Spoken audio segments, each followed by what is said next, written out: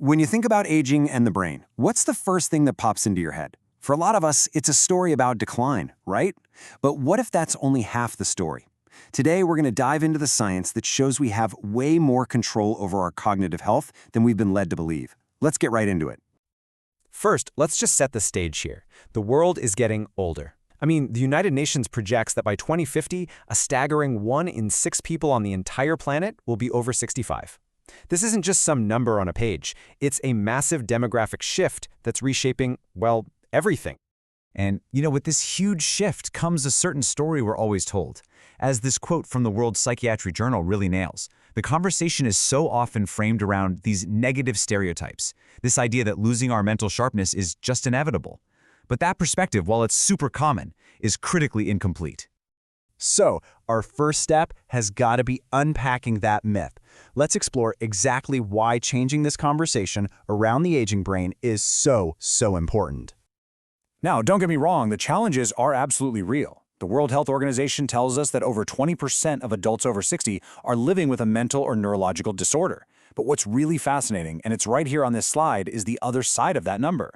It means that a full 80%, the vast majority, do not. So that narrative of inevitable decline, it just doesn't match the data. So why does this myth stick around? Well, a few key things are at play. First, there's ageism, which creates this nasty cycle where negative stereotypes can actually become self-fulfilling prophecies. Then you layer on the stigma around mental health, which can be even stronger in later life. Add in the serious risk of social isolation and these shocking rates of underdiagnosis, and you've got the perfect storm for reinforcing a story that just isn't true. But what if we just change the lens? What if, instead of focusing on decline, we shift the story to one about resilience and potential? It's time to start talking about brain health. So what even is brain health? Well, the National Institute on Aging defines it as this whole collection of abilities: thinking, learning, moving, feeling. See, it's not just about avoiding a disease, it's about optimizing how you function across the board. This proactive approach completely reframes the goal. We're not just trying to prevent the worst, we're actively trying to build the best. And this slide just illustrates the whole idea perfectly. There are 2 paths we can imagine. There's usual aging, which is that path of expected decline we've been talking about. But then there's successful aging. And look at what that means. A low chance of disease, keeping up your cognitive and physical function, and this part is key, staying actively engaged with life. This isn't some fantasy. It's a documented reality for so many people. And the science that backs this up is it's amazing. Our brains are literally built for this. We have neuroplasticity, this incredible ability to rewire ourselves and forge new connections our whole lives. We gain wisdom, a complex trait that's linked to better health and can actually increase with age. And we build resilience, that skill of bouncing back from adversity, which is something you hone over a lifetime. Okay, so that's the what. Now for the how. That's the big question, right? How do we actively choose that path of successful aging? Well, it turns out it really boils down to 3 core pillars of well-being. These pillars give us a simple but really powerful framework. It's easy to remember. 1. Take care of your physical health. 2. Keep your mind engaged. And 3. Stay socially connected. Let's break each one down. First up, physical health. This is the absolute bedrock. Think of it this way: a healthy blood flow to your heart means healthy blood flow to your brain. That's why managing things like high blood pressure is so critical. Same goes for eating well, getting regular exercise, and making sure you get enough sleep.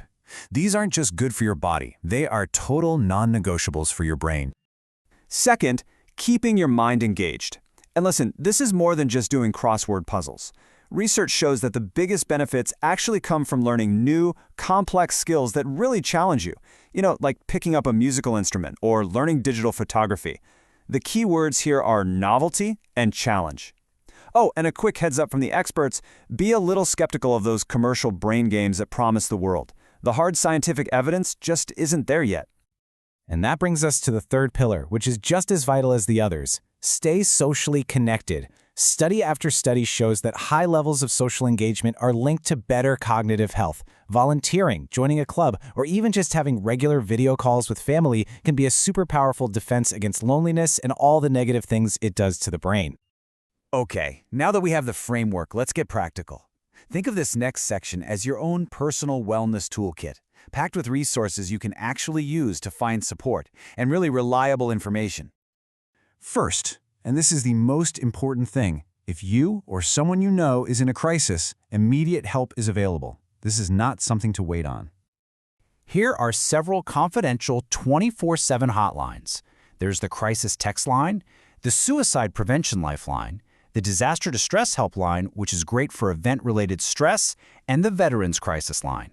These services are staffed by trained counselors who are ready to provide immediate support.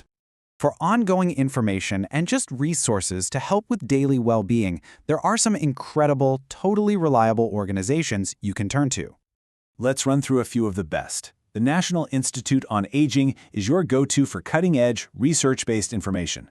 For resources on things like health and financial aid, check out the National Council on Aging.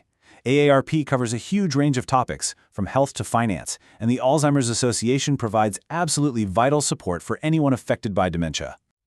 And we also have to take a moment to acknowledge the crucial role of caregivers.